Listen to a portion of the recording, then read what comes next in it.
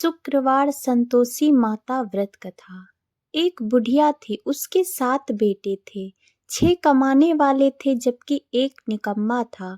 बुढ़िया 6 बेटों की रसोई बनाती, भोजन कराती और उनसे जो कुछ जूठन बचता वह 7वें को दे देती। एक दिन वह पत्नी से बोला, देखो मेरी माँ मुझको कितना प्रेम करती है। वह बोली, क्यों नहीं, सबका जूठा जो तुमको खिलाती है। वह बोला, ऐसा नहीं हो सकता, मैं जब तक आंखों से देख न लूं मान नहीं सकता। बहू हंसकर बोली, देख लोगे तब तो मानोगे। कुछ दिन बाद त्योहार आया। घर में 7 प्रकार के भोजन और चूरमे के लड्डू बने। वह जांचने को सिर दुखने का बहाना कर पतला वस्त्र सिर पर ओढ़े रसोई घर में सो गया। वह कपड़े में से सब देखता रहा। 6 भाई भोजन करने आए। उसने देखा माँ ने उनके लिए सुंदर आसन बिछाए, नाना प्रकार की रसोई परोसी और आग्रह करके उन्हें जमाया। वह देखता रहा। 6 भोजन करके उठे, तब माँ ने उनकी जूठी थालियों में से लड्डुओं के टुकड़े उठाकर एक लड्डू बनाया। जूठन साफ कर बुढ़िया माँ ने उसे पुकारा, बेटा 6 भाई भोजन कर गए, अब तू ही बाकी है, उठ तू कब खाएगा।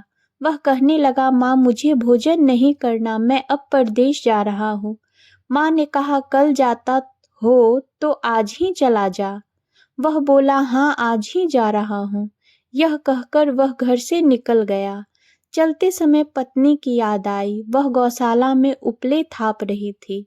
वहां जाकर बोला, हम जावे परदेस आवेंगे कुछ काल, तुम रहियो संतोष से धर्म आपनो पाल। वह बोली, जाओ पिया आनंद से हमरो सोच हटाए, राम भरोसे हम रहे ईश्वर तुम्हें सहाय। 2 निशानी आपन देख धरु में धीर, सुधी मति हमारी विसारियो रखियो मन गंभीर। वह बोला, मेरे पास तो कुछ नहीं, यह अंगूठी है सो ले और अपनी कुछ निशानी मुझे दे। वह बोली, मेरे पास क्या है, यह गोबर भरा हाथ है। यह कहकर उसकी पीठ पर गोबर के हाथ की थाप मार दी। वह चल दिया। चलते चलते दूर देश पहुंचा। वहां एक साहूकार की दुकान थी।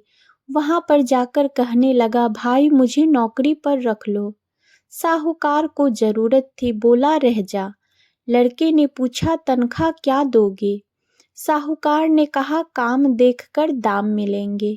साहूकार की नौकरी मिली। वह सुबह 7 बजे से 10 बजे तक नौकरी बजाने लगा। कुछ दिनों में दुकान का सारा लेन देन, हिसाब किताब, ग्राहकों को माल बेचना, सारा काम करने लगा। साहूकार के 7-8 नौकर थे, वे सब चक्कर खाने लगे। यह तो बहुत होशियार बन गया।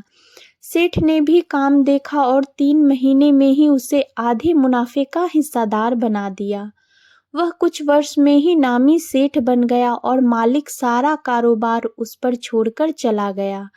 इधर उसकी पत्नी को सास ससुर दुख देने लगे, सारी गृहस्थी का काम करा के उसे जंगल लकड़ी लेने भेजते। इस बीच घर के आटे से जो भूसी निकलती उसकी रोटी बनाकर रख दी जाती और फूटे नारियल की नारेली में पानी। एक दिन वह लकड़ी लेने जा रही थी। रास्ते में बहुत सी स्त्रियां संतोषी माता का व्रत करती दिखाई दी। वह वहां खड़ी होकर कथा सुनने लगी और पूछा, बहनों तुम किस देवता का व्रत करती हो और उसके करने से क्या फल मिलता है। यदि तुम इस व्रत का विधान मुझे समझाकर कहोगे तो मैं तुम्हारा बहुत बड़ा एहसान मानूंगी। तब उनमें से एक स्त्री बोली, सुनो, यह संतोषी माता का व्रत है। इसके करने से निर्धनता, दरिद्रता का नाश होता है और जो कुछ मन में कामना हो सब संतोषी माता की कृपा से पूरी होती है। तब उसने उससे व्रत की विधि पूछी। वह भक्तिनी स्त्री बोली, 1.25 आने का गुड़ चना लेना, इच्छा हो तो 5.25 आने का लेना या 1.25 रुपए का भी सहूलियत के अनुसार लाना। बिना परेशानी और श्रद्धा व प्रेम से जितना भी बन पड़े सवाया लेना। प्रत्येक शुक्रवार को निराहार रहकर कथा सुनना, इसके बीच क्रम टूटे नहीं। लगातार नियम पालन करना, सुनने वाला कोई न मिले तो घी का दीपक जला उसके आगे जल के पात्र को सामने रखकर कथा कहना, जब कार्य सिद्ध न हो नियम का पालन करना और कार्य सिद्ध हो जाने पर व्रत का उद्यापन करना। 3 मास में माता फल पूरा करती है। यदि किसी के ग्रह खोटे भी हों तो भी माता वर्ष भर में कार्य सिद्ध करती हैं। फल सिद्ध होने पर उद्यापन करना चाहिए, बीच में नहीं। उद्यापन में 2.5 सेर आटे का खाजा तथा इसी परिणाम से खीर तथा चने का साग करना। 8 लड़कों को भोजन कराना, जहाँ तक मिले देवर जेठ भाई बंधु के हों, न मिले तो रिश्तेदारों और पास पड़ोसियों को बुलाना। उन्हें भोजन करा यथाशक्ति दक्षिणा दे माता का नियम पूरा करना। उस दिन घर में खटाई न खाना। यह सुन बुढ़िया के लड़के की बहू चल दी। व्रत का प्रण करना और माँ संतोषी का दर्शन देना। रास्ते में लकड़ी के बोझ को बेच दिया और उन पैसों से गुड़ चना ले माता के व्रत की तैयारी कर आगे चली और सामने मंदिर देखकर पूछने लगी, यह किसका मंदिर है? सब कहने लगी, संतोषी माता का मंदिर है। यह सुनकर माता के मंदिर में जाकर चरणों में लौटने लगी। दीन हो विनती करने लगी, माँ मैं निपट अज्ञानी हूँ, व्रत के कुछ भी नियम नहीं जानती, मैं दुखी हूँ। हे माता जगत जननी, मेरा दुख दूर कर मुझे अपनी शरण में लो। माता को दया आई। एक शुक्रवार बीता कि दूसरे को उसके पति का पत्र आया और तीसरे शुक्रवार को उसका भेजा हुआ पैसा आ पहुंचा। यह देख जेठ जेठानी मुंह सिकोड़ने लगे। लड़के ताने देने लगे। काकी के पास पत्र आने लगे, रुपया आने लगा। अब तो काकी की खातिर बढ़ेगी। बेचारी सरलता से कहती, भैया कागज आवे रुपया आवे, हम सबके लिए अच्छा है। ऐसा कहकर आंखों में आंसू भरकर संतोषी माता के मंदिर में मातेश्वरी के चरणों में गिरकर रोने लगी। माँ मैंने तुमसे पैसा कब मांगा है? मुझे पैसे से क्या काम, मुझे तो अपने सुहाग से काम है।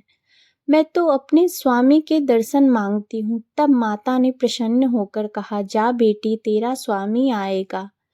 यह सुनकर खुशी से बावली होकर घर में जा काम करने लगी। अब संतोषी माँ विचार करने लगी, इस भोली पुत्री को मैंने कह तो दिया कि तेरा पति आएगा, लेकिन कैसे? वह तो इसे स्वप्न में भी याद नहीं करता। उसे याद दिलाने को मुझे ही जाना पड़ेगा। इस तरह बुढ़िया माता ने बेटे के पास जा स्वप्न में प्रकट हो कहने लगी, साहूकार के बेटे सो रहा है या जागता है? वह कहने लगा, माता सोता भी नहीं जागता भी नहीं, कहो क्या आज्ञा है? माँ कहने लगी, तेरे घर बार कुछ है कि नहीं? वह बोला, मेरे पास सब कुछ है, माँ बाप है, बहू है, क्या कमी है? माँ बोली, भोले पुत्र तेरी बहू घोर कष्ट उठा रही है। तेरे माँ बाप उसे परेशानी दे रहे हैं, वह तेरे लिए तरस रही है, तू उसकी सुध ले। वह बोला, हाँ माताजी यह तो मालूम है, परंतु जाऊं तो कैसे?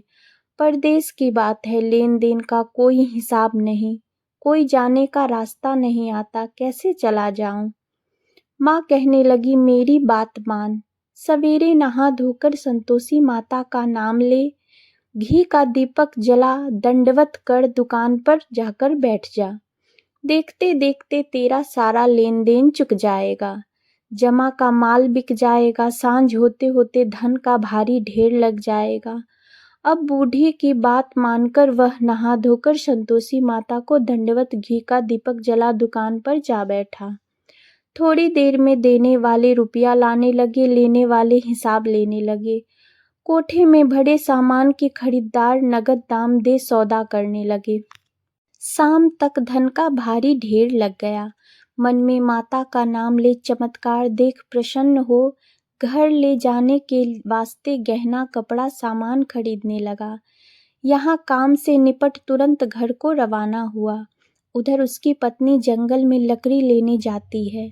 लौटते वक्त माता जी के मंदिर में विश्राम करती है। वह तो उसके प्रतिदिन रुकने का जो स्थान ठहरा। धूल उड़ाती देख वह माता से पूछती है, हे माता यह धूल कैसे उड़ रही है? माता कहती है, हे पुत्री तेरा पति आ रहा है, अब तू ऐसा कर लकड़ियों के 3 बोझ बना ले, एक नदी के किनारे रख और दूसरा मेरे मंदिर पर और तीसरा अपने सिर पर। तेरे पति को लकड़ियों का गट्ठर देख मोह पैदा होगा, वह यहाँ रुकेगा, नाश्ता पानी खाकर माँ से मिलने जाएगा। तब तू लकड़ियों का बोझ उठाकर जाना और चौक में गट्ठर डालकर जोर से आवाज लगाना, लो सासू जी लकड़ियों का गट्ठर लो, भूसी की रोटी दो, नारियल के खपड़े में पानी दो। आज मेहमान कौन आया है, माताजी से बहुत अच्छा कहकर वह प्रसन्न मन से लकड़ियों के 3 गट्ठर बनाई, एक नदी के किनारे पर और एक माताजी के मंदिर पर रखा। इतने में मुसाफिर आ पहुंचा।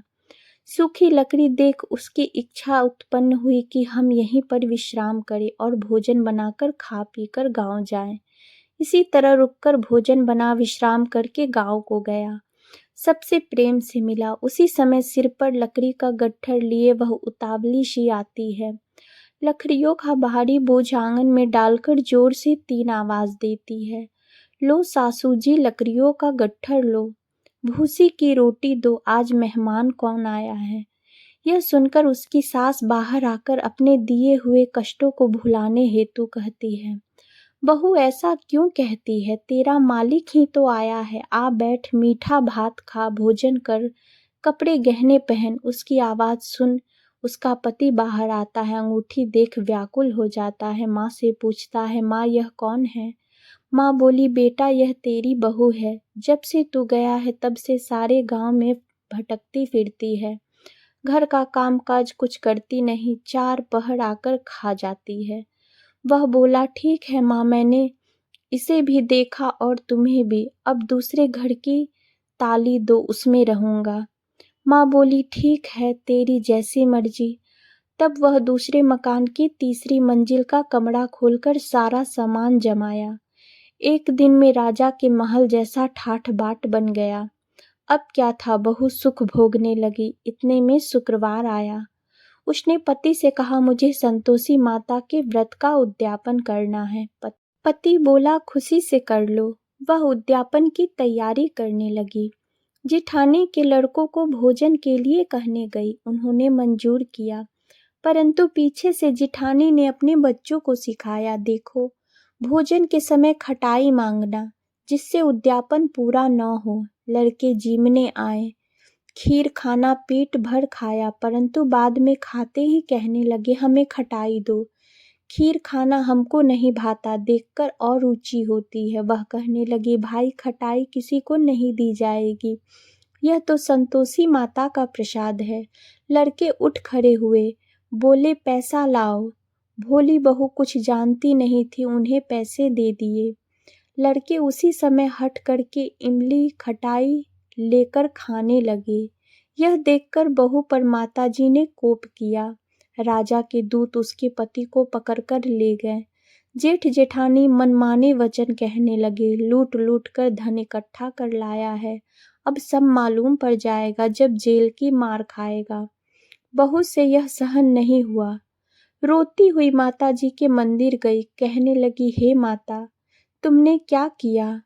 हंसा कर अब भक्तों को रुलाने लगी। माता बोली, बेटी तूने उद्यापन करके मेरा व्रत भंग किया है। वह कहने लगी, माता मैंने कुछ अपराध किया है, मैंने तो भूल से लड़कों को पैसे दे दिए, मुझे क्षमा करो, मैं फिर तुम्हारा उद्यापन करूंगी।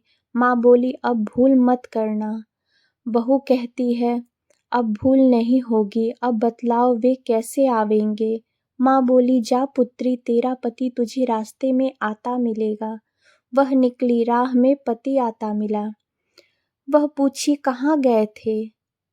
वह कहने लगा, इतना धन जो कमाया है उसका टैक्स राजा ने मांगा था, वह भरने गया था। वह प्रसन्न हो बोली, भला हुआ, अब घर को चलो। कुछ दिन बाद फिर शुक्रवार आया। वह बोली, मुझे फिर माता का उद्यापन करना है। पति ने कहा, करो। बहू फिर जेठ के लड़कों को भोजन को कहने गई। जेठानी ने 1-2 बातें सुनाई और सब लड़कों को सिखाने लगी, तुम सब लोग पहले ही खटाई मांगना। लड़के भोजन से पहले कहने लगे, हमें खीर नहीं खानी, हमारा जी बिगड़ता है, कुछ खटाई खाने को दो। वह बोली, खटाई किसी को नहीं मिलेगी, आना हो तो आओ।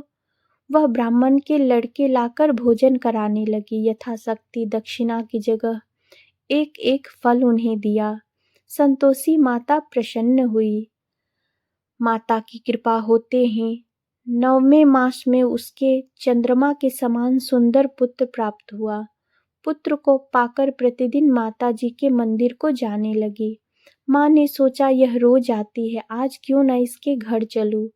यह विचार कर माता ने भयानक रूप बनाया। गुड़ चने से सना मुख, ऊपर सूंड के समान होंठ, उन पर मक्खियां भिन भिन कर रही थी।